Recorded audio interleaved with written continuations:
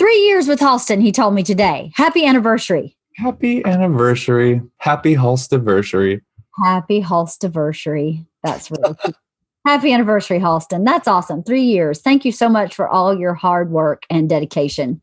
You've been amazing and a huge asset to Bertcast, Open Tabs, Wife of the Party, us personally. It's been great to get to know you and to work with you. And I really appreciate all you do for us and your patience with our scheduling. That is worth your weight in gold, that you're patient, especially with Bert, because he's not easy to get nailed down to a time to do anything, and everything constantly changes. So you are appreciated. Thank you very much. Oh, thank you so much. It's been like the best 3 years of my life. So I'm just so grateful for you guys. And I'm just excited for the next chapter with the new podcast studio. And it's just, I can't wait to be out of quarantine, and it's going to be so much fun. And we're going to have like such good times in this new place. And I'm so excited. I agree. Yes. It's amazing 3 years. So thank you very much. I appreciate it. Onward and upward. Onward and upward. Okay. So today on my podcast, I have Jocelyn and Kristin, and they're talking about their new parenting series called Resilience-Based Parenting. You can get information at McDermottMethod.com. That's MacDermott method.com.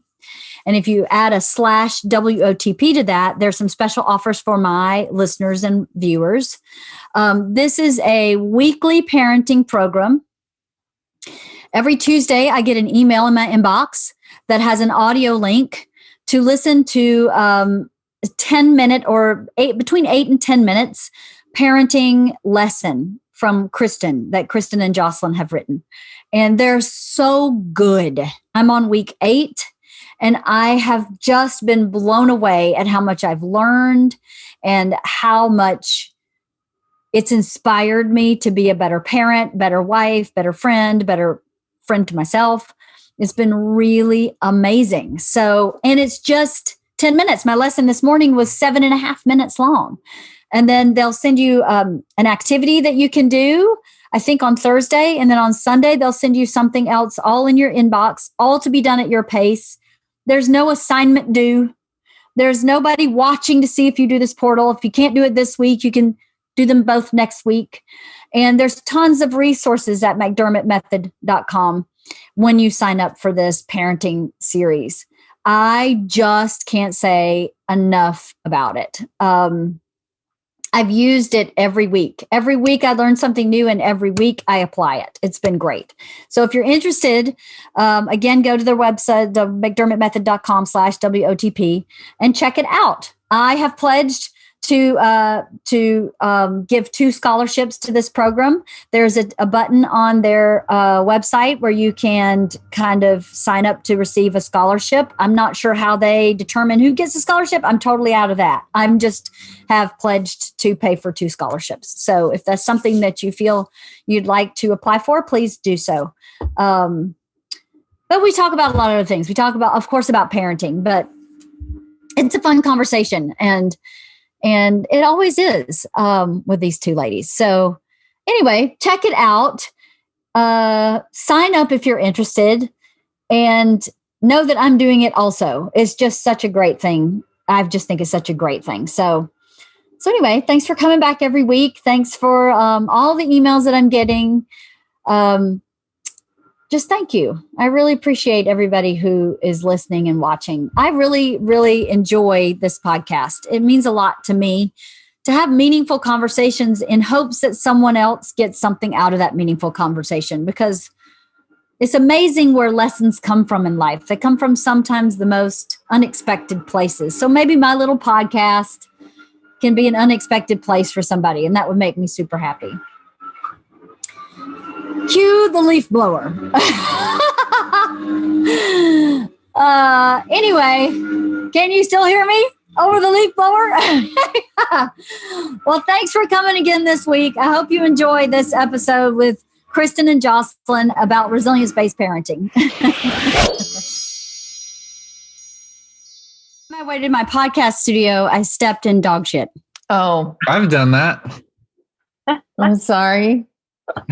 Leanne, you killed it in the cabin. You did such a fantastic job. What a great Wait, have show. you already watched it? I watched every episode. I'm so tired. How? It just came out today. Did you stay up till midnight or something? It came out at midnight and I'm so tired. Wait, I'm in it a lot? What? Yeah. I'm in it? Oh, okay. He calls you every episode and you guys have a FaceTime and he breaks it down. And you did it's so great. I loved it. Want to know some inside baseball? Of course. That was done because principal shooting had wrapped in February before COVID, and they had planned on starting to piece that show together and then going back and doing some pickup shoots in March. COVID, no pickup shoots. I became an integral part of the story because I was the only person they could film. So this black box would show up at my door with 2 iPads and instructions. And I would have to find the background, get Bert's wardrobe, do both our makeup, do both of our lighting, both of our set design, both of our camera angles, both of our sound. I'd have to set up the iPad to film and then have the director on a Zoom call watching what I was filming while I was acting. Oh, Jesus. So this was before you collapsed. This was part of what caused my collapse. Sounds like it was extremely stressful. Oh, wow. It was very, very stressful because I kept going, this is my house. This wasn't what we signed up for, but I'm such a team player. I'm like, well, I'm not going to say, no, this entire project is shut down because you want me to be on these Zoom calls. Of course, I'm going to be that. Of course, I was happy to do it. Don't get me wrong. I was happy to do it. It just was a lot of work. It was a lot of like, let me look in the camera. Oh my God, my house looks like a disaster in this camera. So now I got to go clean the house and I got to get everything looking nice behind. Oh, and I got to look nice myself. Oh, and I got to make sure Bert looks nice also. Oh, and I have to, it was so crazy. It was crazy, but I'm glad it turned out good. I haven't seen the final edit. It turned out amazing. I mean, what a unique show. I've never seen anything like it, is what I kept thinking. And I'm just bursting with joy. I'm so proud of you guys. Oh, that's so sweet, Halston. I don't think there's ever been a show like this show. I'm anxious to see what people think about it because it's trending now already. Raunchy. Is it already? It's already trending on Netflix. Yeah. So I hope you ladies are still friends with me after you watch it. Oh, fun. I can't wait. I know I can't wait either. I was just before you came on, I was saying like how interesting Bert is because he's so controversial on both sides and yet so accepted. Like he does just crazy shit where both sides are like, what the hell is he doing? And then he's also so loved. So I'm looking forward to seeing it. It's unique. It's raunchy. I can't wait. For sure. I like raunchy. But anyway, well, thank you, Halston. That was very sweet. And I haven't seen the final edits, so I didn't know how much I ended up in it. I just knew how much I shot. And I shot a lot. So, but you never know. You never know what ends up in the... Over the course of how many weeks? Gosh, I don't know. We shot on and off late March, April, May, and June. Oh, wow. Yeah. So this black box just kept showing up and I'd be like, oh my God, it's the black box. Not the black box. Oh no. Yeah. It was crazy. But I guess I can put cinematographer, wardrobe, lighting, sound on. Yeah, it was crazy. But anyway, hi, ladies. Hi. Are you in your, how far along are you in your remodel? That's a whole nother bag of crap.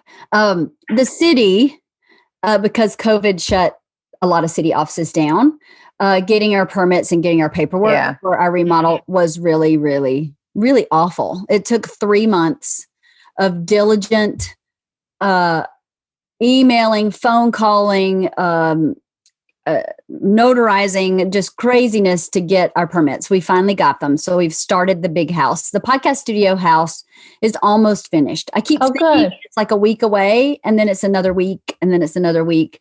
But it's coming up to almost done. I mean, we just have to really paint and put on the doorknobs. That's kind of where we are there. So that part's looking really good. The house, they're starting the framing. So we're early in the remodel. But, you know, I'm not one to just wait. So I already have all my bathroom vanities, all my faucets, all my fixtures. I don't have my light fixtures yet, but I have pretty much, they're not going to be waiting on me. Put it that way. Awesome. As soon as I need something, I pretty much have it or have it picked out, one of the two. So it's a lot when it gets down to all the like the cabinet knobs and everything. It's just it is a lot. It's like when you move, right? I still have a punch list, and I've been here for 3 months. Exactly, because even when you're moving out of a place, you think, all the big stuff's gone in the moving van, and then you're like, I have 8 hours. Of just junk here and junk there. And then it's just overwhelming. My recurring nightmare is about moving and packing and realizing like, holy shit, I have like 6 more rooms and a vacation home. In my dreams, I'm living big that I haven't even touched, and my flight is leaving and I don't even have boxes. That's my like once a week I have that dream. It's awful. Oh my God. What does that dream mean even? I mean, it's clearly about anxiety. It's totally clearly about anxiety, but, it's hilarious because if I was actually moving, I am so on top of things. Mm-hmm. Yeah, I am too usually. But Bert, let's see, we've moved 1, 2, 3 times since we've been married. He has been on the road all 3 times. Oh my gosh. That sucker has never had to move us. I've moved the first time we moved, Georgia was 10 months old, and we moved from a 1st floor small apartment to a 4th floor, really big loft. And I would put her in a grocery cart seat and then fill the grocery cart, push it to the elevator, push it to the new apartment, unload the grocery cart. Oh my gosh. She was 10 months old. Wait, where did you get the grocery cart? Did you steal it? Of course. Yes. I mean, like, how else would you get it?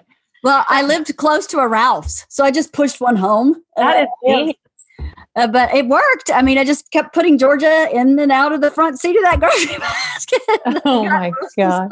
So we couldn't afford movers either. So I really had to move everything I possibly could by myself. And then you call in your favors at the last minute for the couch and the bed and, the stuff that you can't physically move. So I just load my kitchen like 2 cabinets at a time into that grocery cart and push it up. So stupid. That was the problem with this move for us, is because I had moved a bunch of times in LA and you can just do it in your car, until the final day. But when you're moving across the country, like you said, you get to that last day and I'm like, how is there all this stuff here? And like, it doesn't fit in the dumpster and it doesn't fit in the truck. I mean, yeah. And what am I supposed to do with it? And I'm so exhausted. Do I really have to keep moving forward? Can I just lay down? Yeah, it's hard. So let's talk about this resilience-based parenting. I'm so excited to talk about it. Oh, good. I can't wait to talk about it. So why don't you describe it? I know you kind of did in another podcast, but let's describe it again. Does that make sense? Well, we wanted to create a program where we could help parents do 2 things, really, like raise resilient kids. And also, so 3 things, in the process, become more resilient themselves, but also improve their relationships with their kids. Mm-hmm. And without having to, take a lot of time or read a lot of books, we were trying to make it something that just fits in your life. So we just drop these little 10-minute audio lessons and audio, so you don't have to stop what you're doing, in your inbox. And then if you like that and you want more, a couple days later, a worksheet comes that you can do with your family, your whole family, your kids. And then if you want more, a couple days later, another resource comes, and that's it. So it's like 1 skill a week, and it's just helping you have conversations, little conversations, not like big, giant conversations you have to worry about, just little conversations that can teach skills, but also help you bond with your kids. Right. And I think I'm a little bit biased here, but I think that the skills that we're teaching, that Kristin teaches, every skill is better than a year's worth of therapy for me. Like every single thing I have a moment where I'm like, I do this well and build on these other skills. It really changes the relationship and makes the relationship better in a pretty profound way. I agree. So here's what I do. I signed up after we talked about it the last time, and I get, it's Tuesday today. We're recording on Tuesday. So I get my emails on Tuesdays. I make my cup of coffee. I feed my dogs their kibble, and I sit outside and listen to it by myself. I don't have a notebook. I don't take notes or anything like that. I just listen. Today, and to be honest with you, I don't listen to the last part, your disclaimer part. So really, I did the first time, but I know what's coming after you go, and that's a lesson for today. And I go, click. So today, really, it only took me about 7.5 minutes because the last little nugget is your disclaimer. So I don't know if disclaimer is the right word, but you know what I mean. It's a repeated message at the end. Yep.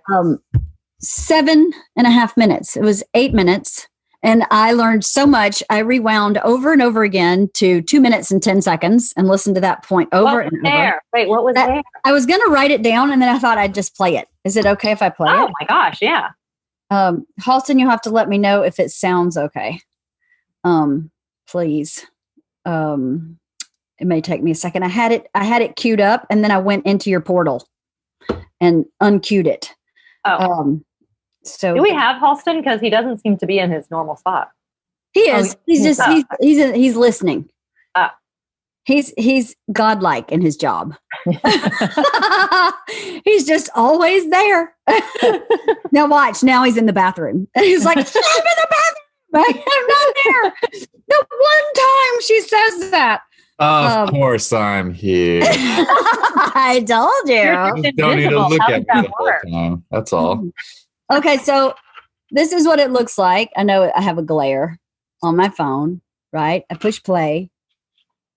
Can I just play it? Is that okay if people hear what it sounds like? It's fine with us. Yeah.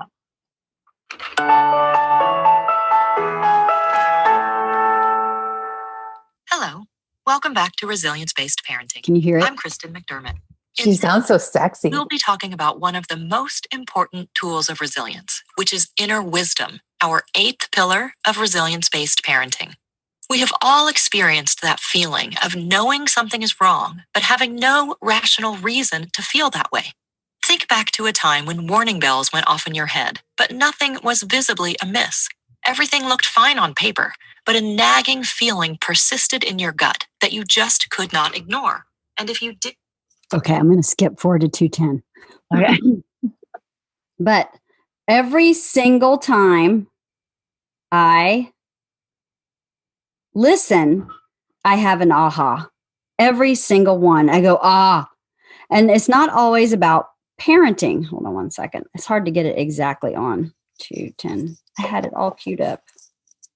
Okay, I'm at 211. Ready? Is our only source of guidance that takes into account all of our unique personal strengths, values, needs, passions, and desires without the filter of limiting beliefs, faulty assumptions, and other people's agendas. Our minds, for instance, can convince us we want to be in a relationship that, in fact, doesn't feel very good to us. Our minds can rationalize the pursuit of a career that we do not actually have any passion for. Our minds can cause us to second-guess ourselves, overthink our choices, and feel insecure about our decisions. While intellect is certainly important, our bodies possess something even more powerful than rational thought. It's the reason we get that uneasy feeling, and it's the reason we are inspired sometimes to just take a leap of faith. Inner wisdom. What I cut out was the beginning of that says inner wisdom is all of these things. It is a representation of your true self, really, with no damage, no filter, no outside influence, no negative thoughts, none of those things that get in our way. And I was like, it's so funny. I was having a conversation with Georgia last night about inner wisdom. She wanted to do something with some friends, and I just had a bad feeling. And I went, I don't think this is right. I don't want you to do this. And this is friends that are in a bubble. We're all COVIDed bubbled together. There was nothing like that going on. But she wanted to stay somewhere. And I said, no, I think you need to come home. And when she got home, she sat on the couch and I went, listen, I can't really tell you completely why I have the no, but my gut is saying no. And I have to trust that. That's what I say to you all the time. If your gut is saying no, you need to stop and pay attention. And, maybe the no is not accurate, but most of the time it is. And sometimes you may not know why the no is there. But this is one of those moments where I'm going to trust my inner instinct and say no. And then I wake up this morning and that's exactly what your lesson is. It's exactly what I did last night. I was like, yes, I love I'm going that. to make her listen to this episode because she's really good at listening to her instinct. She is really good at this. And when I explained it to her last night, she was like, I get it. Okay. I'm not happy about it, but I get it. But I'm going to have her listen to this today because I think every single pillar I've had, I've thought to myself, I haven't always followed through, but I've thought to myself, my family needs to listen to this together. Because having teenagers and having experienced a child with anxiety and taking her to therapy and having a therapist say, this is the way you handle it. She hears it very differently than mom saying, this is the way you handle it. So if an outside third party, not related to her or our situation or what's going on in our house says, inner wisdom is that voice that comes up and you should listen to it. And that's not from me. I think she'll hear it very differently. So not only I think is this a tool for me as an individual to help my parent, to help me be a better wife, mother, friend, teacher, whatever. I think it's a tool for them too, to just listen to and go. I mean, obviously my kids are older, so you probably wouldn't listen to this with your 4-year-old, but for my teenagers, it's my back. I feel like it's backup. That's so good. Yeah. And I have to say, I started talking to my kids about inner wisdom when I first met Kristin. And I don't remember how old my youngest was, probably 3 at that time. And I mean, what I would just say is like, listen to your body. What is your body telling you? And then built on that so that now at 8, like we can have actual real conversations where it's like, okay, close your eyes. What does your inner wisdom say? And he can talk about it. Right. That's great. Yeah. That's great. I wish I'd had these. If there's anything, like of all the skills and all the anything, it's this one. So help your kids trust their own gut. Right. To me, if they can do that, then they can figure out everything else. And this is like the pillar that I resisted the most. Really? When I first met Kristin, well, just like listen to it. Inner wisdom. Like, come on. She doesn't like anything that's like woo-woo, I don't at all. I'm like, oh, come on, give me the skill. Like, what's the skill? Yeah. I need something tangible. And now it's the one. And I mean, there are lots of tangible skills related to this and actual like concrete advice. But now it's the one where I'm like, God, if my parents had nurtured my inner wisdom, like how much pain would I have avoided in my life? Ain't that the truth? So jealous of people who just are immediately like, I trust my gut. I always do. Like, this doesn't feel right. I'm done. Mm-hmm. I'm so jealous of that because for so many years I was like, my gut's saying this and my mind is saying this, and I'm going to go with my mind because intellect is king. And now I'm like, oh God, it's the people who trust their gut in relationships, who trust their gut in careers. Those are the people who are happy, successful, really doing well. Doing well and seem to have less stress. Right. Even saying no to Georgia from that perspective gave me less stress. That's such a good point. Even though I said to her in the conversation, I actually don't like saying no. I don't like that. Like, I want to be that mom that always says yes, but boundaries are necessary. And this is a particular boundary I can't really explain. I could just say, my gut is saying no. So it's a no. So I'm sorry. It's funny because we had something come up last night, which Jocelyn and I, we've probably talked about it on here too before, but just, I think one of the easiest ways to do this is with food and like your kids eating. And actually last night with my 22, almost 23-year-old son, And he was the first person I ever did that thing about food where like, I think he was like 9 and he was like, I want to eat like whatever it was, something not healthy. And I was finally like, you know what? Like, I'm done. I've taught you whatever. You're going to have to like trust your gut. Like you're in charge of your eating from right now. You eat whatever you think is the right thing to do. And he was so mad about it. And literally last night he's trying to like get ripped right now. And he was like, that was really good. Should I have another helping? I was like, I don't know. Maybe you should trust your gut. And he remembered that thing when we were 9 and was laughing so hard. He was like, darn it. I really wanted the extra serving. Dang it, Mom. Such a great thing because they do know, like they know, and they'll choose for themselves. They'll choose for themselves. Yeah. And blame their parent for teaching them to choose for themselves, but they will choose for themselves. But otherwise they just resist, right? Like if it's just you telling them, then it's no fun. But if they're having to like listen to their own self about what's really the right thing to do. That is the truth. If you tell them what to do, it's all resistance. Yeah. But if you say, because you think the need to push back when somebody is trying to force you to do something is stronger than like, making a rational choice. So like that need to just protect yourself, which makes sense. And we all do it. I mean, I'm 52 years old. And if someone like randomly says something super controlling to me, I'm like, no, I mean, it cracks me up. I'm like, it's so funny that that's the first thing is to be like, don't tell me what to do. It's got to be some kind of survival skill. Right? It's got to be some kind of base barbaric survival skill to go like, don't boss me around. Don't tell me what to do. But especially for kids, right? Because they spend their whole lives having to defer to other people, like everyone, like that, your friend's parents, like the substitute teacher, like the gym coach who you don't like, you have to not listen to your own self. You have to listen to these people who you don't even respect sometimes. And so, you want to give them some opportunities to like listen to themselves. Yes, to have some autonomy and some it builds self-esteem, positive self-esteem. It builds like an intrinsic value system within themselves to be able to make those types of decisions based on their own judgment. And self-efficacy, we always say, like, those are really the two things about resilience is your children come out with self-esteem, like you said, but self-efficacy, which is like, I can make decisions and take actions that get me what I want. And that's a place that's actually good for me. I'm good at that. Yeah. Right. Yes.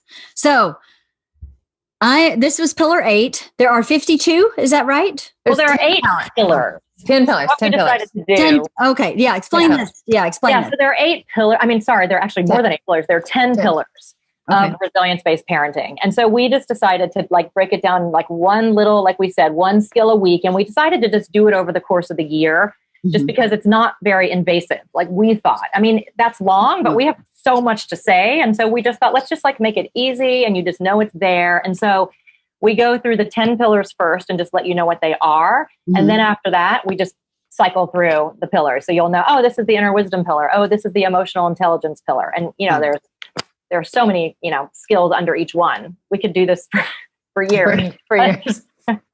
For years. Yeah. And it's interesting because some of them, you can just pick and choose, but they really do build on each other. And I think, Leanne, you were talking about like having more confidence when you were saying no to Georgia. I think that's one thing that happens is that you build your confidence around parenting and get like, there are things now, Kristin and I talk about this, there are things that I can do and say to my kids now that I wouldn't be able to do and say if I didn't have their trust. And so really like getting in there and working hard at it. I mean, it's not even working hard, but working at it and building on these skills and having like some repetition and some longevity with it, I think really helps because I've known Kristin for 5 years and I still today am like, oh, here's how I can do this better and build the relationship more, you know? But isn't that true for life in general? Yeah, totally. For if you are a someone who is on I don't want to say a vision quest, but like a seeker. I always use the word seeker. Yeah, that's great. Yeah. I am a seeker for sure. Yeah. Then you're always seeking and you're always building and growing and expanding. And that's the point, really. I think for me anyway, that's the point of life is why would you live life like this? Yeah. Just stagnant or steady even. It should always be adjusting and changing. So if that's the case, then you should, or I feel like I should always be searching for new tools, right? This isn't the only tool I have as a parent. Your resilience-based parenting. It's not the only one. It's just the newest one. So I add it, and then, later I'll find another one and add that. But I'll tell you what this does for me is that I feel like I have a co-parent that's not my husband.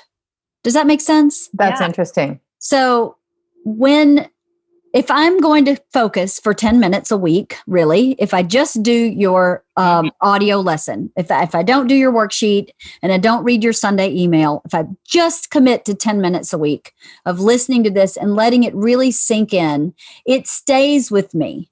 So when I have a parenting moment, it's there. So it's like I have a really healthy, balanced, kind of professional parent in my back pocket going, now this is about nurturing self-efficacy. This is a moment where I can allow this to be what's happening, right? Like Isla, her transition to high school has been really challenging. And she so very much wants to do all of her schoolwork by herself. I am on board with that 100%. She's dyslexic. French sucks. Oh, jeez. Yeah. Learning English is one thing, but learning French is a completely different ballgame. She really does not want me to help her. Now, I don't really speak French, but I did take French in high school and college. So I can kind of, especially French 1, muddle my way through getting her up and running, I was hoping. But I am trying very hard to just let her run the show entirely. She currently has a 52 in French, which I am obviously quite concerned with. Is she she must be concerned. She's not happy. But she also is not open to getting a tutor, like on Zoom. She's not open to going to tutoring with her teacher. She's not open to anything other than the way that she's running it. That's failing. So I'm trying to figure out how I maintain her feelings of this self-efficacy and still help her. Does that make sense? And if you ask her, what does she say? If you ask her that very question, how do I maintain your feelings of self-efficacy and help you? What would she say? I don't know what she would say. I have asked her to let me know what I can do to help her. And I don't have to be the person helping her. Right. Tutor, teacher, another high schooler that has French, a college student that has for something, anything. And she just says she just wants to be out of the class. But she can't be, right? Like that's not an option. No, it's not an option. Well, it is sort of an option. In her IEP, she's allowed to take American Sign Language as her language. Mm-hmm. And I offered her that option before school started. And she really wanted to be just a regular high school 9th grader and wanted to take French with everybody else. And I said, let's give it a shot.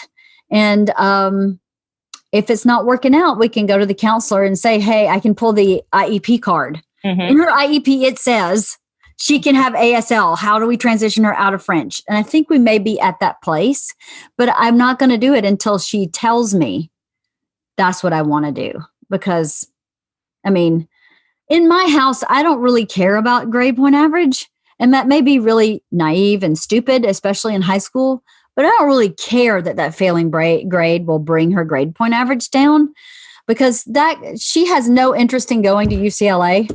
That kid's not interested in that. She will do something else with her life, and that's cool.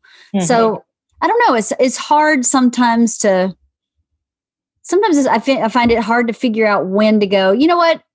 And now I'm going to take over, I mean, I think you hit on the exact conversation that I would want to have, which is the sort of connect the dots conversation. It's like, help me understand what you're not supposed to know what you want to do with your life when you're in 9th grade. Like, I get that. But where does a failing grade in French fit in for you? Like, what does it mean for you? Because if you're going to go be something, it really may not actually matter.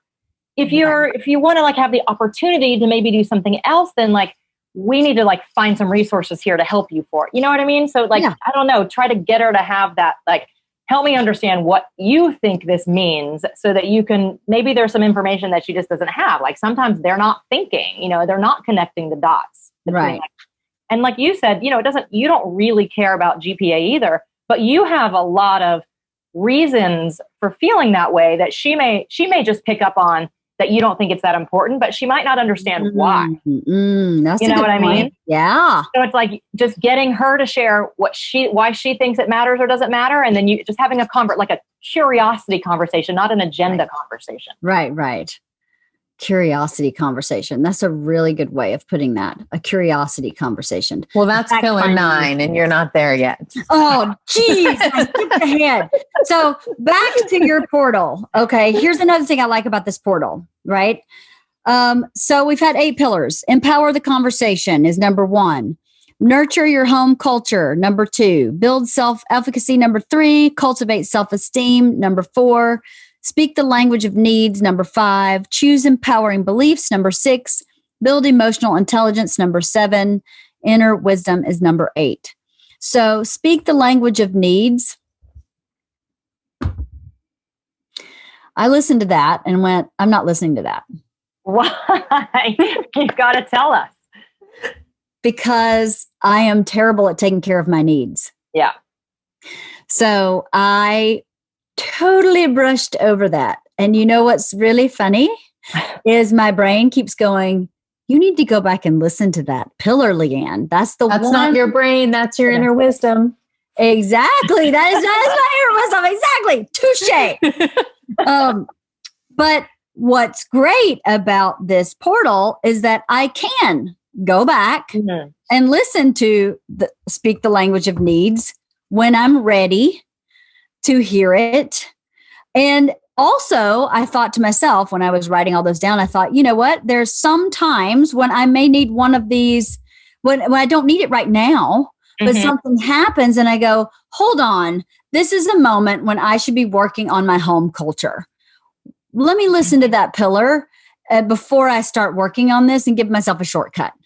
I thought that was really great that they're accessible anytime. Once you sign up for this program, it's accessible anytime. And I also appreciate that I can share this with Bert, like he's my husband. Yeah. I'm not going to share it with anybody else because that's ethically wrong to me to just email all my friends my portal. That's ethically wrong. I would never do that. But I do share it with Bert. Bert doesn't listen because he doesn't like to be told what to do. But I'm trying. He's home from December to January. So I'm thinking about starting over at number 1 with him in like a weekly, almost like therapy session. Because really, I know I'm jumping all over the place, but really, when I first started listening, the biggest thing I got from these pillars was that this applies to everything. It does not just apply to parenting. It applies to how I treat myself, how I am in a marriage, how my partner is with me in a marriage, what is off balance. So as I was listening to some of these pillars in the beginning, I thought, this is off balance in our house. And this has nothing to do necessarily with my kids. This has to do with me and Bert. So I need to have a conversation with him about this. If I can't get him to listen to this pillar, I can at least now have a conversation because this is not working for me and him. And that's one of the things I really like about this program is that it's focused on parenting, but it's really not. Like it really can be applied to any relationship, including your relationship with yourself. Yeah, that's a good way to put it. It's great. And it's like having therapy. Like you said, it's like a year of therapy a week. I don't know about a year, but it's very intensive and concentrated and concise and quick. Nobody has a lot of time, but in 10 minutes, there's so much pertinent information. It's important. All of it is good and deep, and it elicits a reaction from me. Every episode, there's something in every single one where I go, yeah, that applies to me, or that applies to my relationship, or that applies to this daughter or that daughter or this in-law or my dad, all of them. Well, the thing about the needs, I think it's funny that Jocelyn said that the pillar she didn't like the most was inner wisdom, because it was actually needs. You got to fess up. I mean, that it's interesting that Leanne is saying this, because Leanne, you and I are enough similar that I know what you're resisting. I know why you're resisting it, and I totally get it. And so then tell me why. Because it's about boundaries. Needs and boundaries go hand in hand, right? I'm gonna take a gander here, are pretty lousy at boundaries in some ways. Probably not with like people who are pissing you off, but in terms of you giving things. Yes, that's right. Yeah.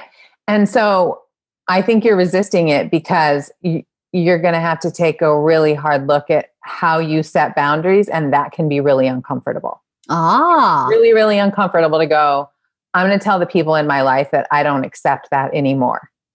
You are absolutely right. Something's happening today that is a boundary issue that I want to set and can't do it. Something's happening today, and I'm angry that I have to do this, really angry. And I can't bring myself to say, you know what, I'm not going to do this, because it would be letting someone down. And I really don't want to do it. Since I fell, I've been trying really hard to take better care of myself, just in the basic needs: food, water, sleep, right? Like those 3 basic things. And the things being asked of me is going to take away my sleep. And it's going to take away a lot of sleep. And it's for Bert. And I don't want to do it. Yeah. And you also equally don't want to say no. Exactly. Right? Yeah. I don't want to say more than I don't want to do it, because I'm not saying no. So the not wanting to say no. And I have so many places like that in life where I'm not taking care of my basic needs for someone else's basic need. Well, the problem is that like it gets into this conversation of selfishness, right? Like it's something about the way most of us were raised is that it feels selfish to put our needs in front of someone else's. Yes, it does. It just does. And by the way, that's corroborated by the person who is going to say, you're being selfish. So, I mean, it's hard, like that's why it's funny, because on one hand, needs should be a basic conversation, I think, but it's actually, I found with all my work and all my research with people with cancer and their families, like this was the hardest conversation. People are like, really? I don't understand what you're saying. Like, what do you mean needs? Like, I don't even know how to begin to think of like what needs are appropriate, because a lot of people are just givers. And so they haven't even articulated what, or even decided what they deserve for their own selves. And it feels selfish. And so they won't even go there. So, I mean, it's super common what you're saying. And so the flip that has to happen is, that idea, you fell down, like you collapsed. And yes, it's like, the thing is that, if you don't get your own needs met on a certain level, you have nothing left to give to others. And that intellectually, but the switch that has to be flipped is just that, if I put my needs in front of yours, it doesn't mean I'm selfish. It means I take good care of myself. That is so hard to learn. It is. I think that's really hard to learn. It is. I did something a couple of weeks ago. I told Kristin this story. and God, I hope this woman isn't one of your viewers, but I am on Facebook. I'm a member of a buy nothing group where you just, if you don't want something, you post it and say, I don't want this, who wants it? And somebody comes and gets it. Mm-hmm. And a woman, I had posted that and you can also post what you need. And I needed some paint rollers. And this woman who lives 2 blocks from me was like, I have paint rollers. I can walk them over to you right now. I'm like, fantastic. Is there anything you need? And she was like, honestly, I just need somebody to talk to. Can we sit outside and talk? And I was like, I have no goddamn time for that. Like, I don't have time for that. She's a stranger, by the way. It's a stranger, by the way. And she was there for 2 hours. Leanne, I let her stay for 2 hours and I have no extra time because it was too hard for me to set that boundary with a stranger. Yeah. A stranger, you know? Yeah, I can relate. And then I trick myself into going, well, I'm doing something really nice for somebody who like really needs it. And that is true. She really needed it. She was very lonely. She was in quarantine. She needed it. Right. But I was sacrificing a lot of things to do that. And And like, it just felt icky, but it also feels icky to set the boundary because I'm not good at it. So I get it, man. It sucks, doesn't it? I mean, I'm getting better at it, because of Kristin. I think I'm getting a little better than I used to be, but I'm not good at it for sure. No, well, that's not true. I'm good at it. I'm good at it in certain areas. Like you said, if someone's pissing me off, I'm happy to say, back off. Yep. Don't talk to me like that. That's not how we work. I'm good with that. And I'm pretty good with my friends. It's really Bert. It's really Bert and my kids. Yeah. And the problem is you're changing. If like with Bert, for example, you're now changing the relationship because you've been, for however many years you guys have been together, it's not really fair for him to think you're going to be any other way, right? Because exactly. Yeah. And so, I mean, doesn't mean it's not the right thing to do, but I mean, it's hard because you can blame him, but like, you can't really, because like I always say, you've been a volunteer, not a victim, right? Like you've volunteered for that, but it is really hard in relationships, which is why I always think like having a piece of paper and like making it a two-way conversation. I know that sounds like kind of dorky and formal, but like making it a conversation about like all the needs that are really important to both of you. And like in a helpful way, it's like looking at them all next to each other. It's like, these are all the ones of mine that aren't getting met. And I can't quite figure out how to balance them with all the ones I'm doing for you and the kids and whatever. Can you help me? Like, let's work together somehow because when you see them on a piece of paper and your unmet need list is 30 long and no one else is 30 long, it's kind of hard to deny. Yeah, it's very true. Very true. Yeah, I didn't do that worksheet. I avoided the whole week. I was like, too busy. I don't have time. Does it say needs in the title? No. But like the assumption is your family loves you. Like your family doesn't want you to collapse anymore.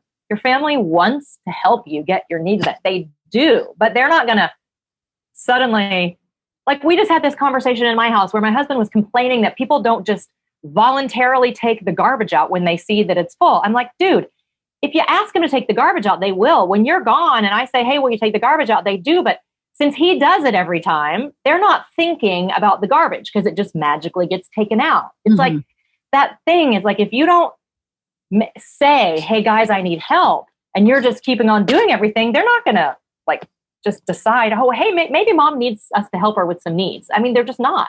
No, that's very true. Yesterday I had a ridiculously busy day because today is Tuesday, the 13th of October, and today is the premiere of The Cabin. So Bert and I wanted to give all the actors and all the key kind of director, writer, all the key players a gift basket, which my friend Kathy, who's making gift baskets, I don't know if you watch my podcast ever, but Kathy's been working on this kind of gift basket side hustle. So I hired her, but that means that she and I are delivering these baskets all over from Malibu to Eagle Rock to, we're all over the place yesterday and today. So I told my kids yesterday, I'm going to be gone all day. So you're on your own for lunch. This and this and this is in the fridge. Help yourself, whatever. I'll be back at like 3:00. I come back at 3:00. And all the supplies they use to make their own lunch is on the counter. So I take a picture of it. They're in their rooms. I take a picture of it and text both my children and go, in what world do you think it's okay that I come home and clean this up? And George's response was, that's Isla's mess. It was not. It was her. It was like she made herself, not to out my kids on their horrific diet yesterday, but she made herself a chicken pot pie. And I don't even know how this chicken pot pie showed up in my freezer because I don't really buy chicken pot pies, but somehow she got a chicken pot pie. She probably walked to Gelson's and got it. And Isla had like a ramen noodle. These two items are not related in any way, shape, or form. But what does she do? She doesn't say, oh yeah, sorry, mom, let me come clean that up. She blames her sister. And her sister is total radio silence, never addresses it. And neither one of them come to clean it up. And I'm like, seriously, come clean this up. I'll be right in there. I'm like, really? Come on. I shouldn't have to ask my 14 and 16-year-old repeatedly in the beginning with a great deal of humor to come and clean up their own mess when I've already explained to them I have a really busy day. And yesterday they didn't even have school. It was Indigenous Peoples Day or Columbus Day. They had no school. So they were sitting in their room doing whatever. So at a certain point, I think I go, I'm just going to take care of all my needs myself. Why do I even ask? But it takes me so much effort to get them to come and do what they should do anyway. You got it out. You put it in the garbage. You're too old. And I've been saying this for so many years. And it builds so much resentment, though. Like, you're not really taking care of all of your needs, because one of your needs is to have your children be respectful. And so, there's a need to have the kitchen clean for sure. Mm-hmm. But there's also that need of like a cooperative household. So when you're taking care of your needs that way, you're also building resentment over here. Right. Yeah. So that tends to happen a lot in my house. Mm-hmm. And I don't really know what I've done wrong, so to speak, to allow this to keep happening, or if it's that this is kind of the culture of Bert. And I can't get Bert to change out of this culture. If Bert cooks lunch, that shit stays on the counter, and I'll ask him 8 times to put it up, and he'll do, I'll be right back. I'll be right back. Yeah, I gotta send this one post right on Instagram. Work comes before putting the stuff back in the fridge. I've gotta do this for work first. Yeah, I understand. I made lunch for you. You put it back. Every excuse in the book, and he won't do it. And they see that. But your kids need you. Like, you have leverage with your kids. Like, there are a lot of things that you do for them out of kindness. I mean, like we always say, like, there's certain things that your children are entitled to.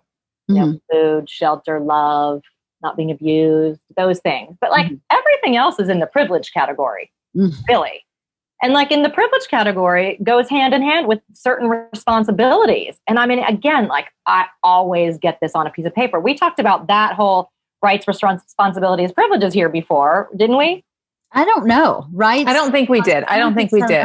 I mean, it's like the most basic thing. I did it with my kids that we like put it on our refrigerator, and it's literally like you have a conversation. These are the things that you as my children are entitled to. Like I just said. The rights. It's basically food, clothing, shelter, the basic things. Right. Everything else is a privilege. Mm-hmm. Everything from doing your laundry to your cell phone to going to a private school to your like literally everything else is a privilege. To getting driven to friends' houses, having play dates, like all your club sport. I mean, everything is a privilege. And so with privileges in households and family systems comes some responsibilities. Like one person, the mom, cannot do everything. Right. It's not possible. And so you literally get it on a piece of paper. And it's like, these are your responsibilities for these privileges. Like if you don't clean up after yourself, I'm going to say, gosh, you know what? That just took me, I'm going to clean it up because I don't like to look at the mess. So you're right. I am going to clean it up. But that just took 10 minutes of my time that I'm not going to have to drive you to the next time you ask me to do something. And I'm not being mean. There's only so much time in my day and I've got to get my stuff done so you can see it now.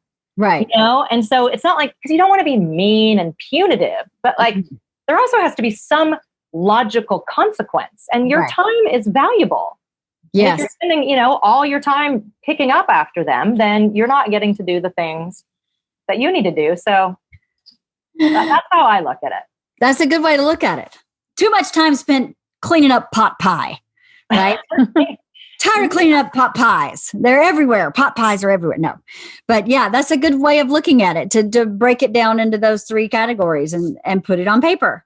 And it's funny because that came from like when my kids were young, and we put that out on social media like a month or 2 ago. And like one of my friends who has kids, my age, so your age kids too. I mean, mine are older, but one of my friends who has like a 22-year-old and a 18-year-old and a 16-year-old was like, this sounded like it was something for young children. It was totally for my children. She's like, I'm so happy to see this today because they're just those things that your kids become entitled to. Right. And you think this is just what I do for my kids, but actually you don't have to do them all. Right. You just don't. Yeah, you don't. I think it's hard. So fascinating what your psyche, your subconscious psyche holds on to from your childhood. Your childhood is such a short intense part of your whole life. But everything goes back to that, right? It's wired. Your brain, your whole like paradigms, you're just matrix for seeing the world all gets wired. It does. And you know what? As I was thinking about the needs and my resistance of looking at that needs, it's really bothered me clearly because it's not left me alone. So I need to just go really listen to it and start working on it. But I grew up with a mom who was very clear about what she would not do for me, right? And it was a lot. And she did do a lot for me. There were things that she did do. I don't want anybody to think that I was in a dungeon. But she was not someone who was just going to, I really wanted to take dance as a kid. And it was just too much trouble for her. She just couldn't get it figured out in her schedule. So it was a no. And everything like that took away from her needs was an absolute no. And I think I decided when I became a mom, that would not be my children's experience.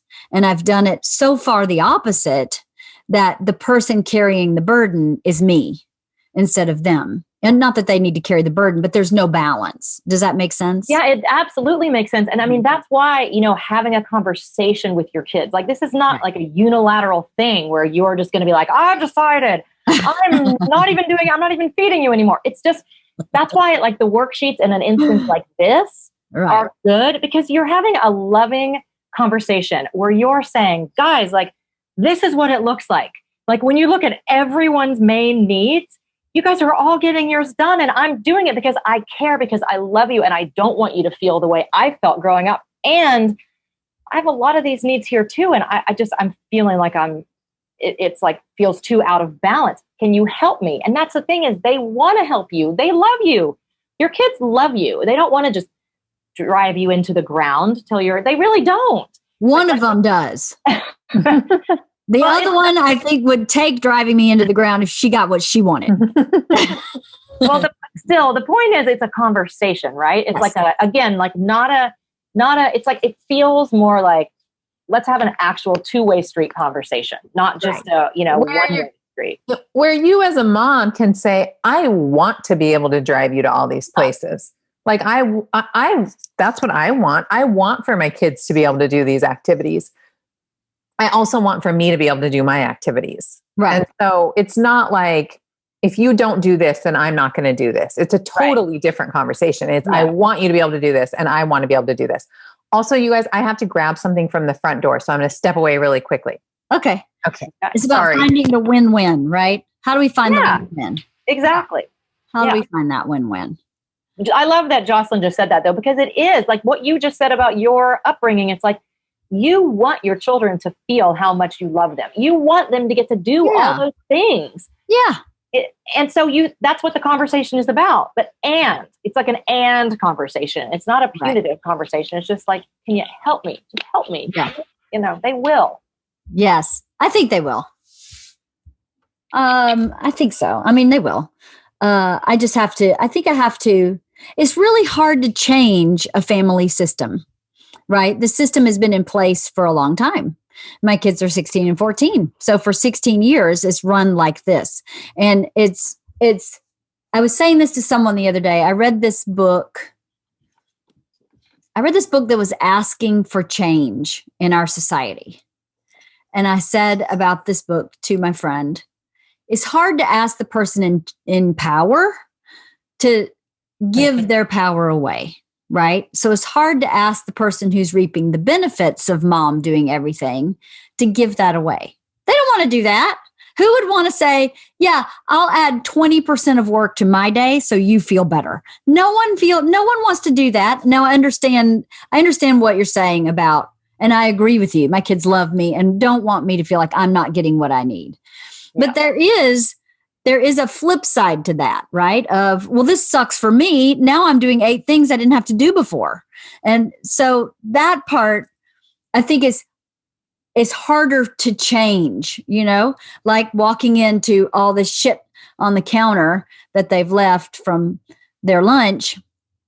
It's kind of harder to get them to change that somehow. Well, I mean, for sure you're totally right. And that's why it does come down to those boundaries and like being really clear up front. So you're not having like a reactive, punishing response. It's like, we talked about this. Like, I hate to do this, but like literally, if I have to take the time to do this, I'm not going to take the time to do this. So you've already thought about it ahead of time. You're not being mean.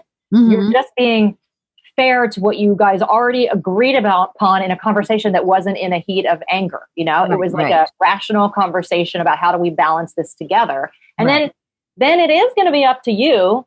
They are kids, right? They're going to push. Yeah. They're going to test that boundary. Because if you don't really mean it, like if you say, well, yeah, if I have to do that, then I'm like, the next time you want me to drive you somewhere, I'm not going to be available or whatever, like or whatever your consequence is, like whatever yours is. Right. If you say it and then they can convince you that you didn't really mean it, then that you do give away boundaries are tough in the beginning. As soon as they know you mean it, then they'll stop pushing. Right. Kids. Who thought that was a good idea? I was never even going to have kids. That wasn't even on my agenda. My to-do list did not include these two stinkers in here.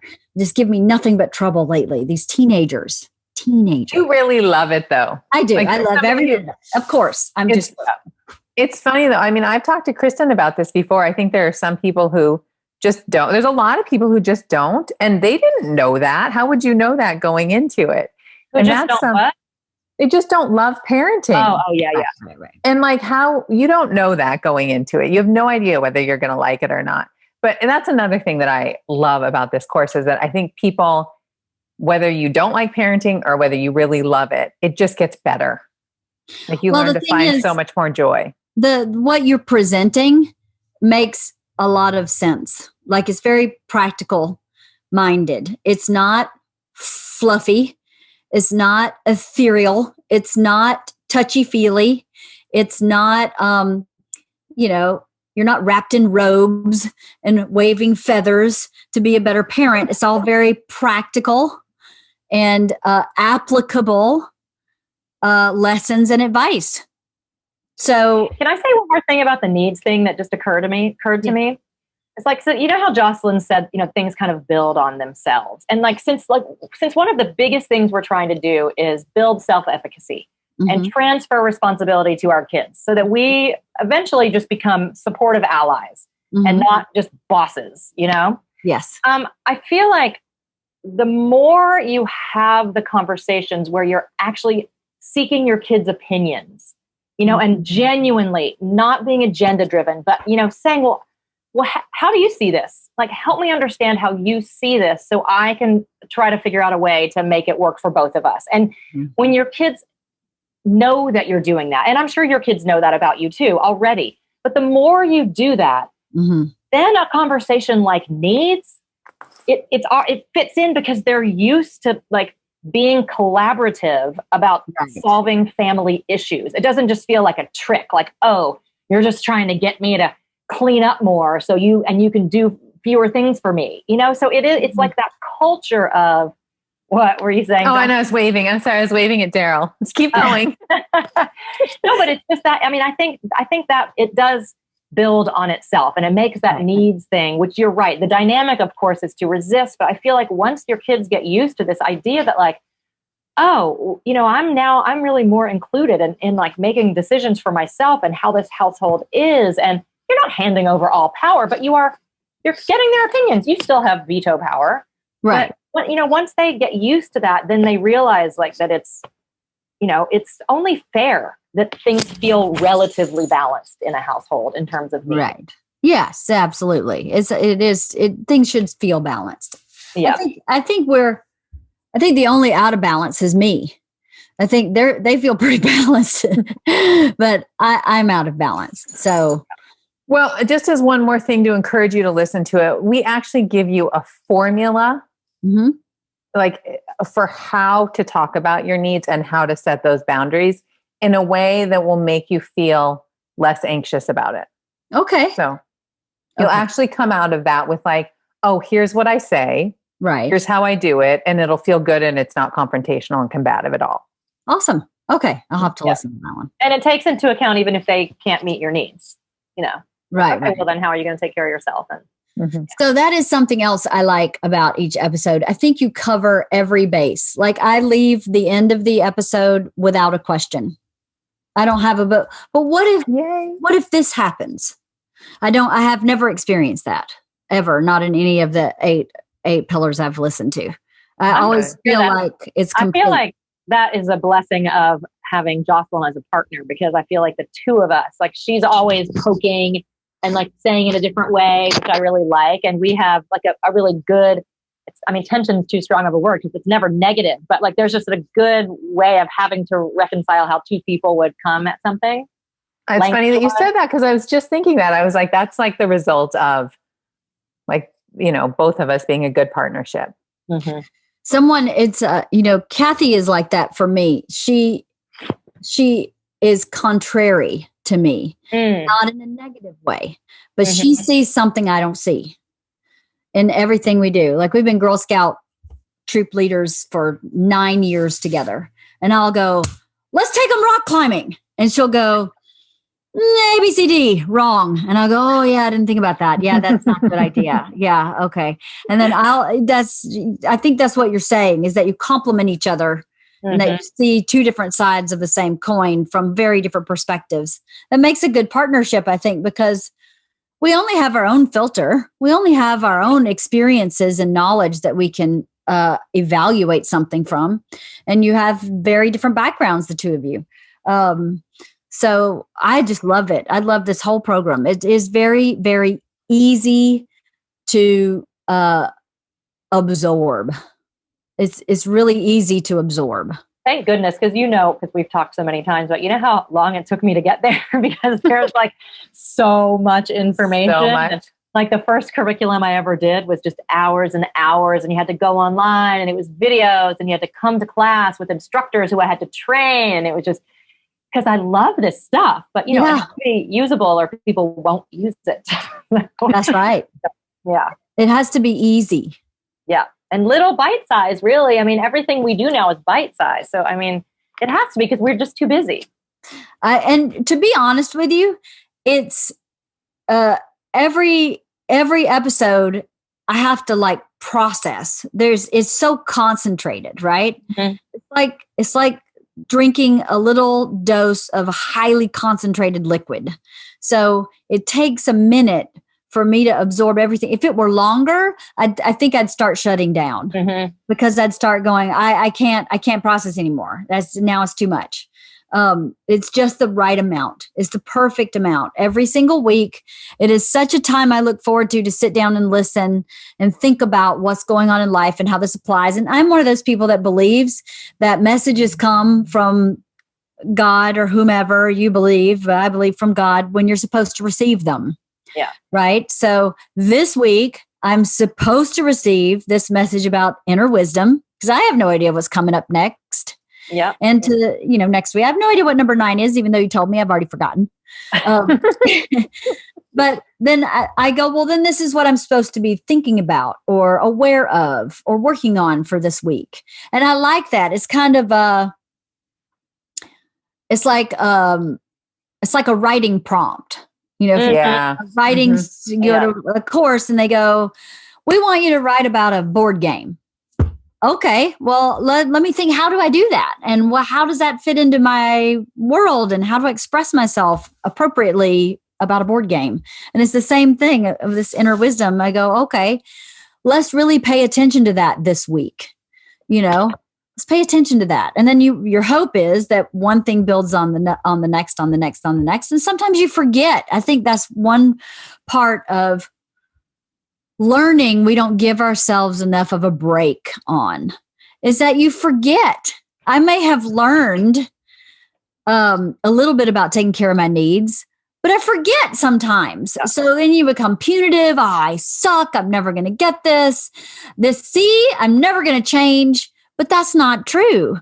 You have to allow yourself to forget or to make a mistake and learn from that too. It's one of the reasons that we cycle around with our pillars is that you don't hear it just once and then move on. Every 10 weeks, you revisit that, look at it from a different way, build a new skill onto it so that you are building those like neural pathways and really creating a habit out of it. Right. And I mean, a lot of this stuff, same as with, my book that you were so nice enough to talk about before too. It's like a lot of this stuff, like, or like 90% of it, it's like, yeah, I knew this, but I like hearing it and hearing someone say it a different way and hearing someone tell you like, this is why that's important and this is what it's doing for your kids. It's just like reinforces that stuff that a lot of it's in you already, but it's like, some people might not realize like how important that is, or like, everyone knows that it's great to take ownership of your personal strengths, right? You want your kids to know what their strengths are, but like the idea that they might actually have a hard time saying that out loud, even when they're teenagers and you as a mom have been talking about their strengths for 15 years. And it's like the idea that it's really hard as a teenager to like own something positive about yourself in front of someone else. It's just, it's basic, but it's nice to be reminded that this matters. I agree. And I think another thing that's good about this program is that you lay out very clearly the cause and effect, right? If you trust your inner wisdom, here's what happens. Mm-hmm. If you don't trust your inner wisdom, here's what happens. Like, I don't know if you say those exact things in this, but that's what I get from each episode. If you empower the conversation, then you have better conversations, you learn, you grow, and you move through. If you don't, then that doesn't happen. So that someone who is very pragmatic thinker can say, oh, if this, then that. It's very clear. So there's not a lot of guesswork in this either. You make it pretty clear what the point of each pillar is and what the positive outcome of that pillar can be. And there's nothing really controversial, right? I mean, it's not like we're not trying to be provocative. We're just trying to and we're not even trying to tell you how to parent. We're just trying to give you tools that you can use, like little ingredients that you can use in your parenting as, like you said, as it comes up for you, like opportunities to have a meaningful conversation with your kid, or with your spouse. Yeah. What's your favorite pillar? Mine has got to be inner wisdom. It's just, I just think it is. I just think it's the key to everything because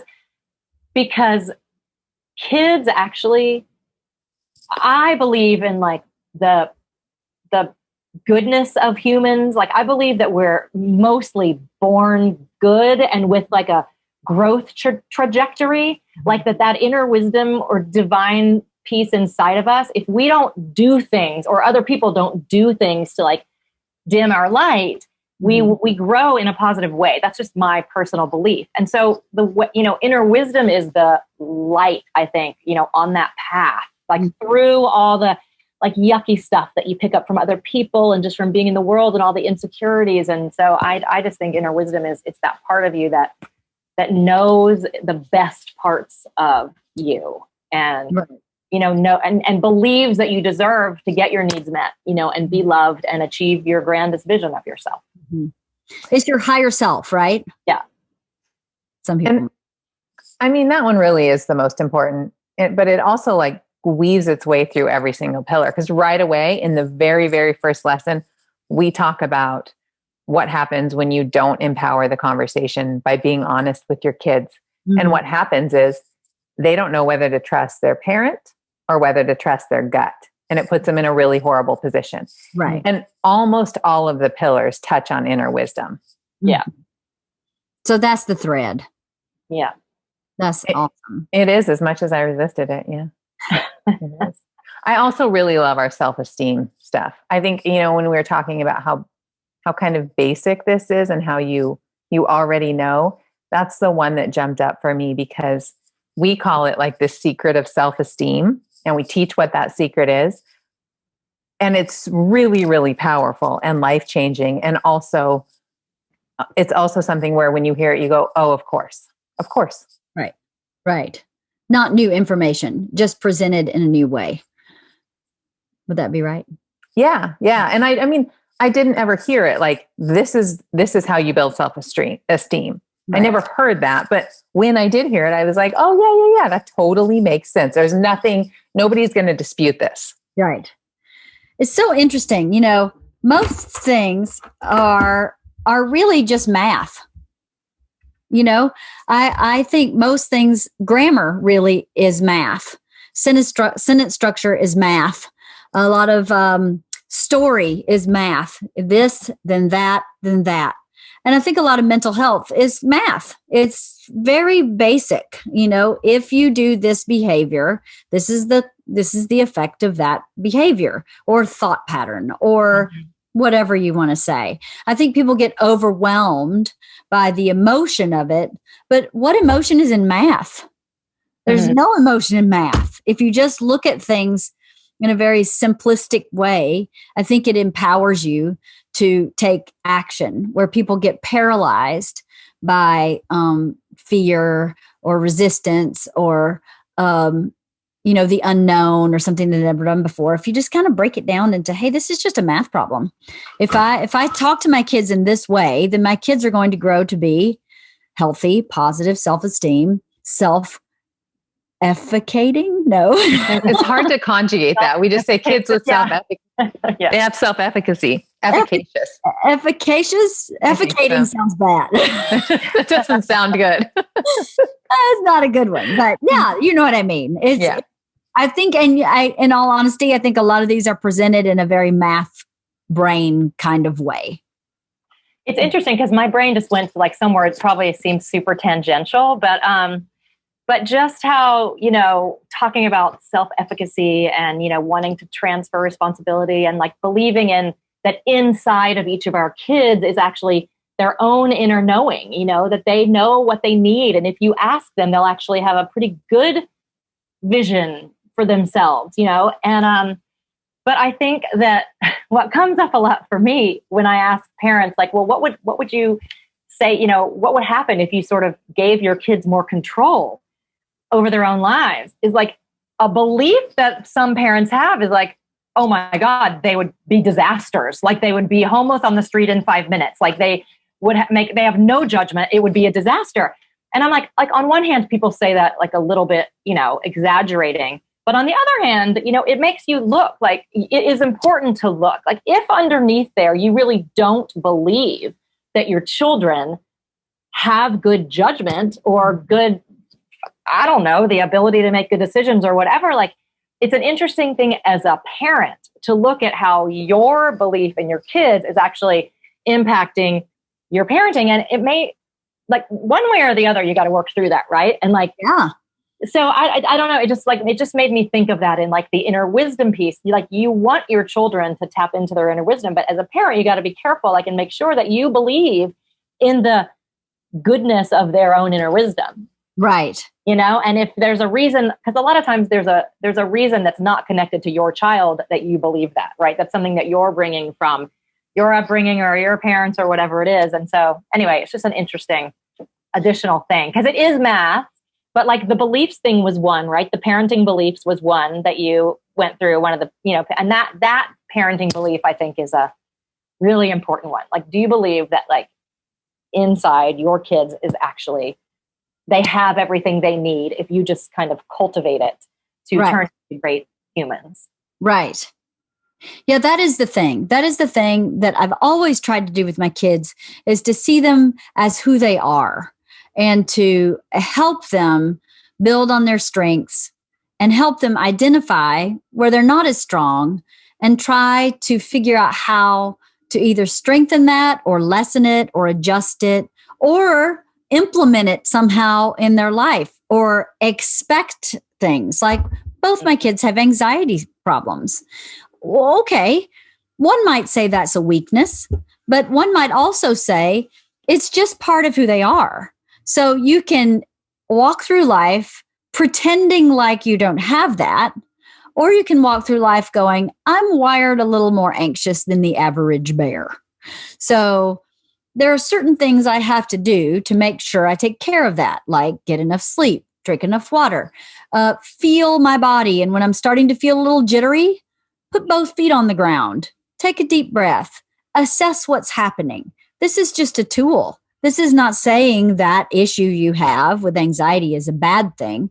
It's just saying that you have to be prepared to deal with something that other people may not have to deal with. And I think you can apply that to almost anything that kind of gets in your way of living the fullest, biggest life, because sometimes their anxiety gets in their way. Yeah. You know?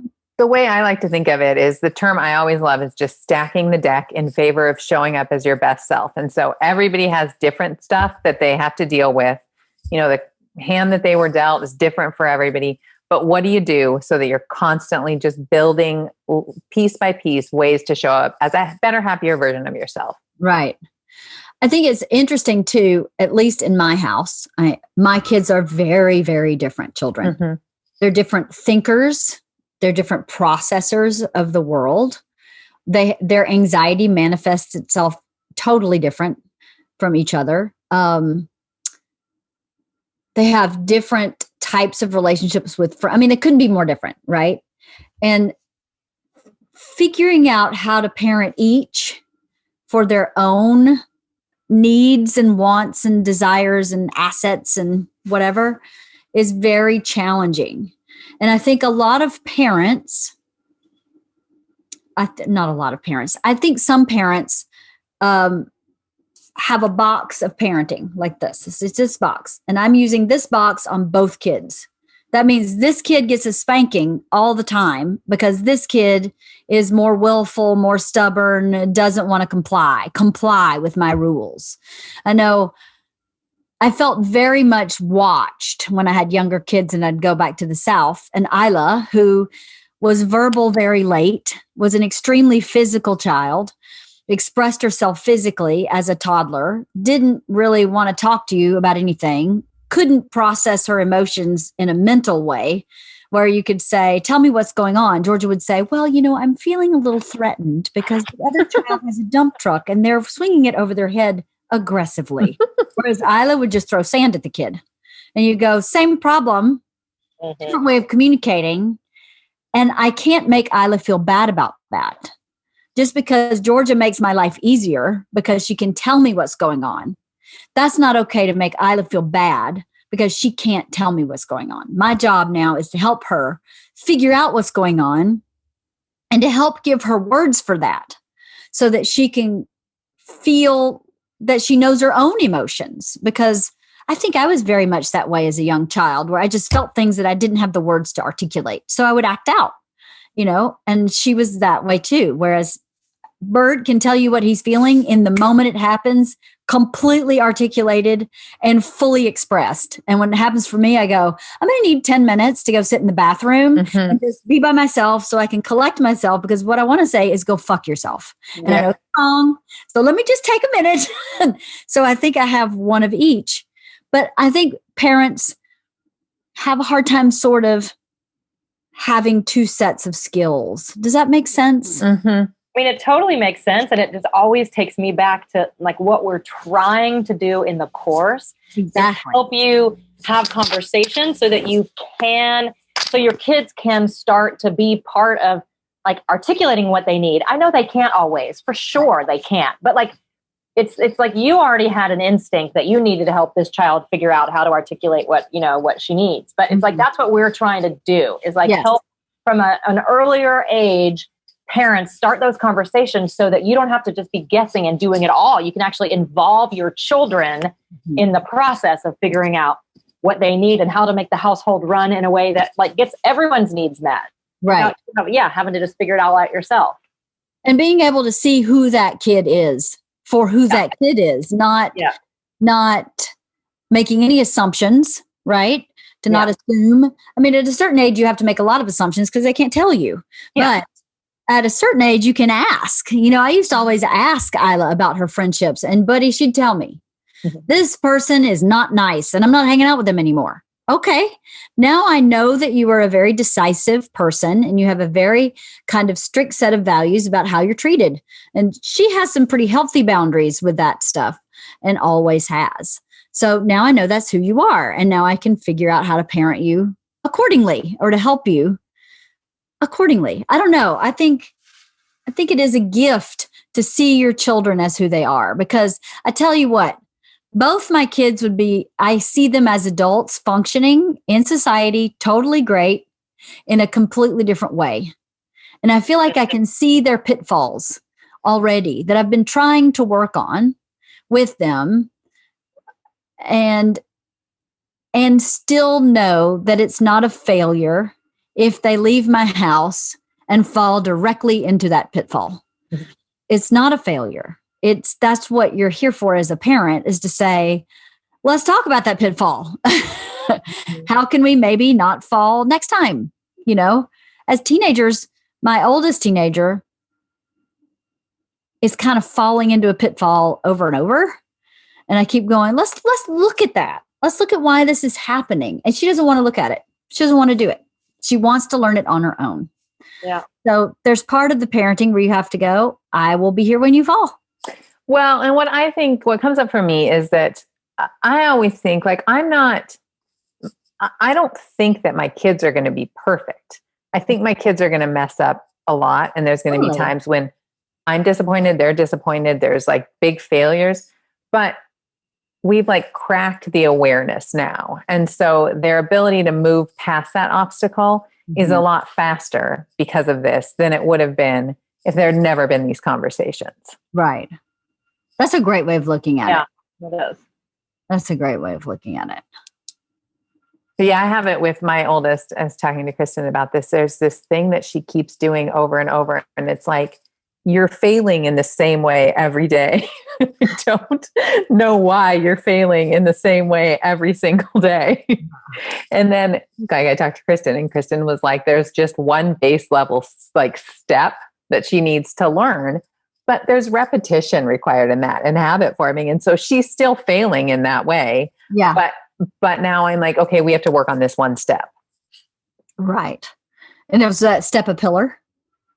This was super practical. I mean, was like super practical stuff. But yeah, she's tying her shoe. She's got to tie her shoe before she walks out the door. And that's it. Reading instructions is what it was. It was. It's, oh my God, you guys. So my kids are at home doing school, and my daughter, who is plenty capable, doesn't read instructions. So she will spend 2 days writing a paper and then come to me and say, can you help me edit it? And I say, yeah, show me the assignment.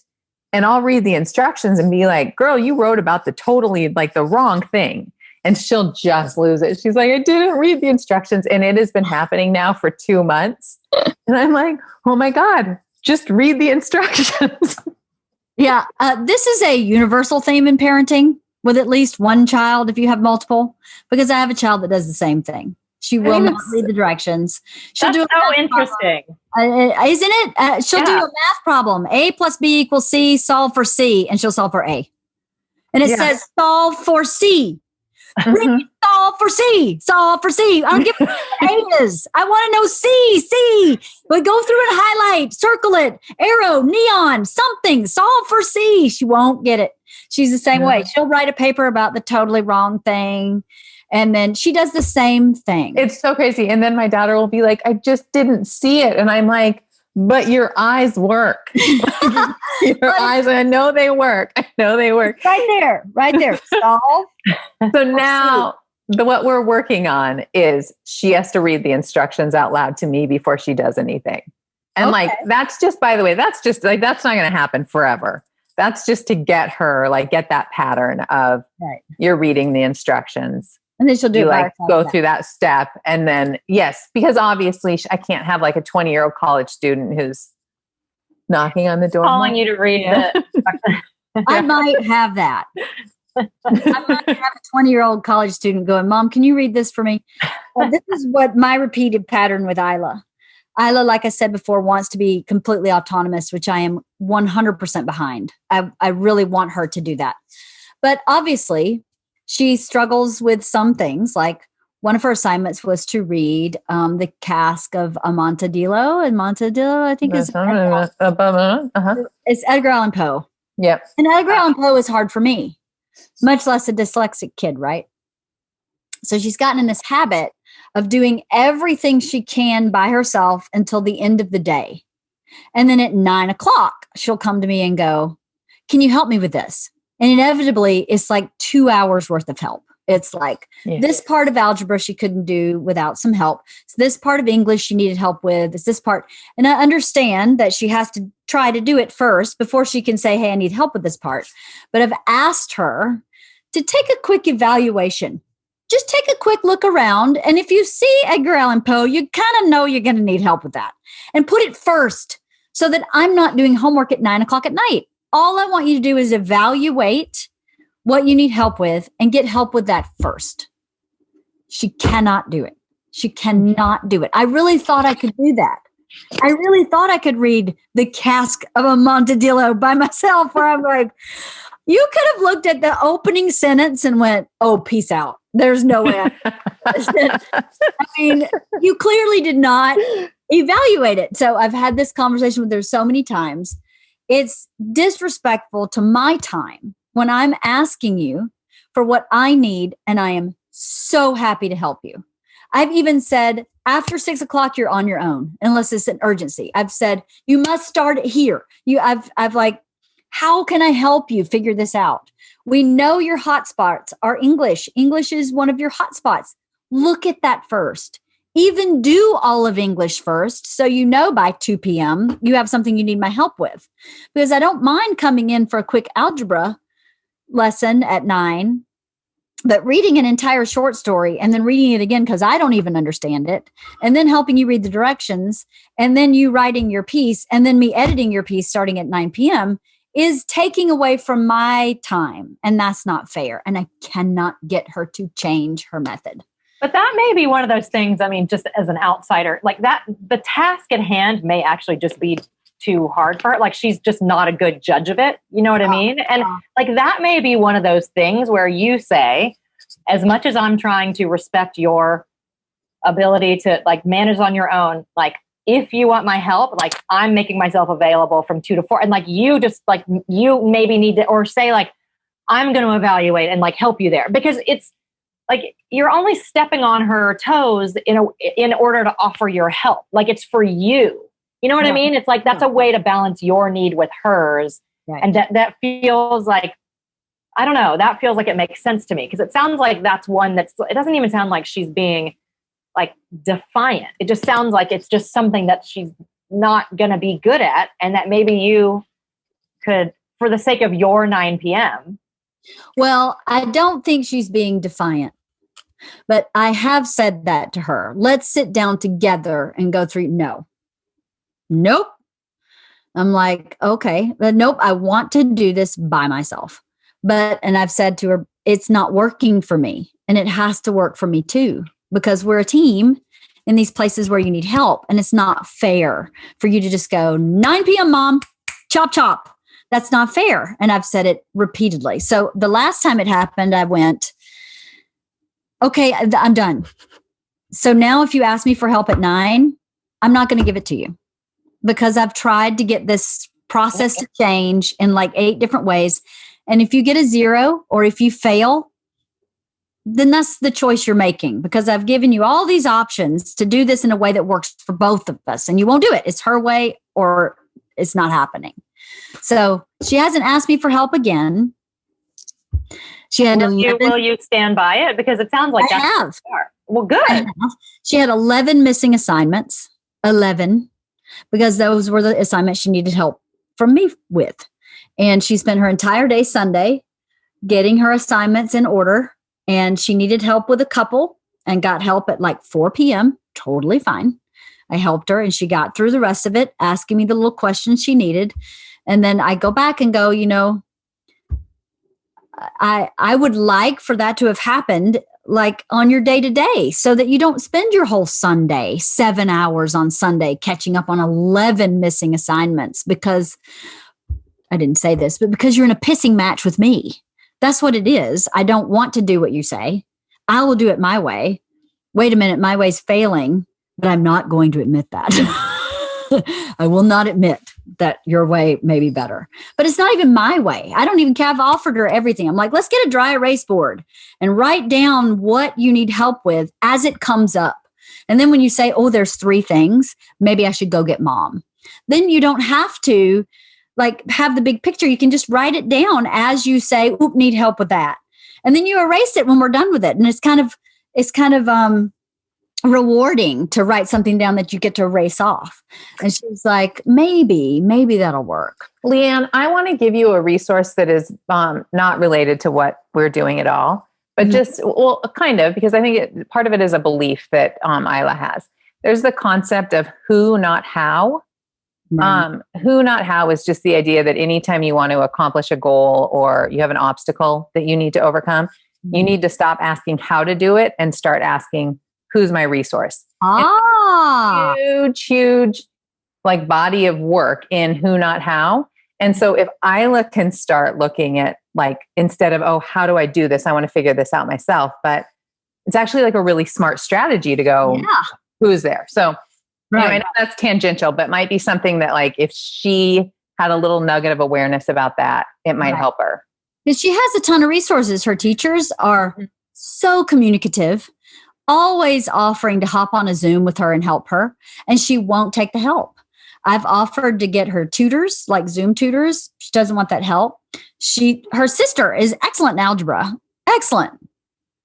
She wants to do it by herself. And I keep saying, if you knew how to do this, you wouldn't need to go to school.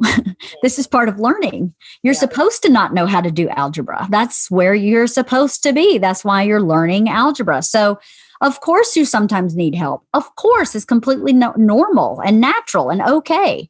But and the people who are most resourceful and most successful they use their resources. Right. They're not just sitting there doing it entirely themselves. They use their resources. That's part of being a smart strategy person. Right.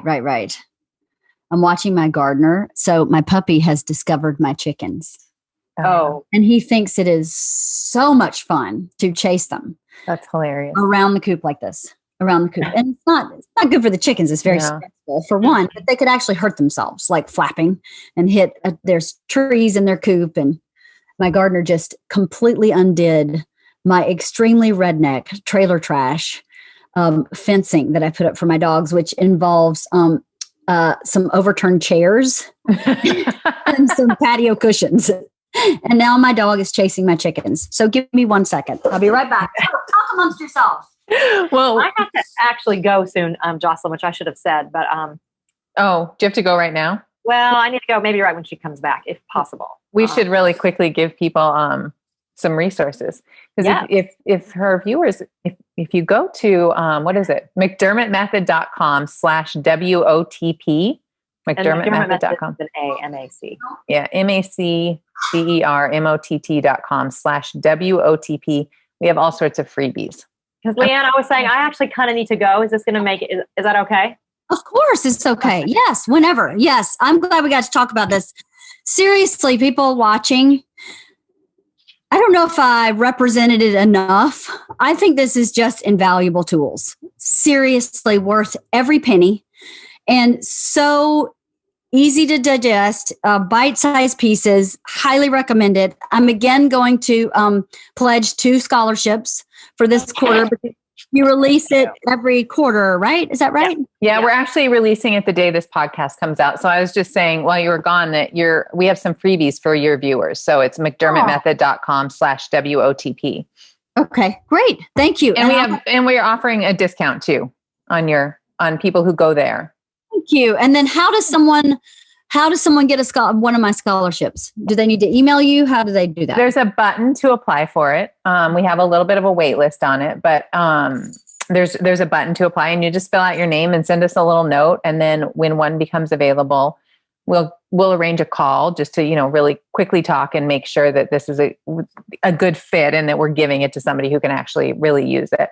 Right. And then you get a password and login and you start getting emails. Thank you for doing that, Leanne. You're amazing. Oh, thank you. I'm telling you, I think that this should be required. Like when you take your baby home from the hospital, they should go, here you go.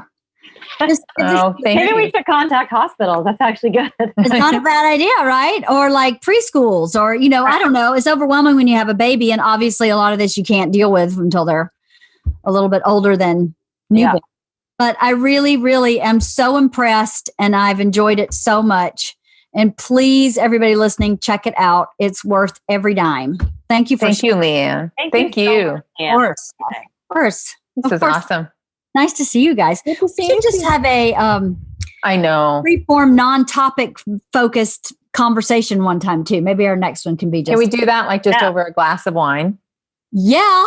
I was so anxious about this today for some reason. And I kind of had in my head that it was in front of like a live audience. I don't know what was going on, but I was like, oh, I'm going to be late. And then the minute I saw your guys' faces, I was like, oh, it's Leanne and Kristin. We should totally do it over a glass of wine. You I know, know, I it'd be I do a podcast called Drinking with Friends every once in a while.